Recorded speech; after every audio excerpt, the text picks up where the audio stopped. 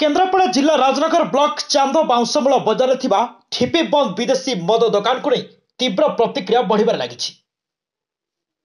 अबकारी विभाग नीति नियम को उल्लंघन कर जनगहलीपूर्ण स्थान में खोल मद दुकान। स्थानीय अंचलवासी महिला माने बारंबार जिला प्रशासन को जनइला पर भी प्रशासन यह उच्छेद पर कौन पदक्षेप न नेबारु आज महिला माने मद दुकान सामने राजनगर भितरकनिका मुख्य रास्ता को अवरोध करने धारणा बसी।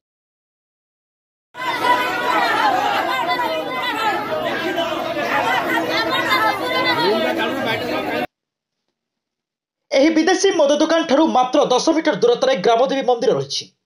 200 मीटर दूर श्री जगन्नाथ उच्च विद्यालय और 150 मीटर दूर में अंगनवाड़ी केन्द्र सरकारी प्राथमिक विद्यालय रही। एही मद दुकान पर अनेक घटना और दुर्घटना स्थानीय अंचल घटुची।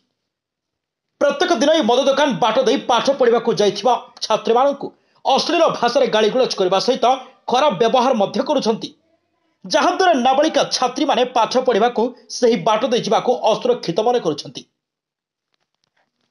तेणु विदेशी मद दुकान को बंद करने पूर्व अंचल महिला स्वयं सहायक गोष्ठी पक्षर बारंबार केन्द्रापड़ा जिलापाल को अभियोग कौन से पदक्षेप नि तेज बाध्य होई आज महिला माने आंदोलन को ओह्लाइछंती।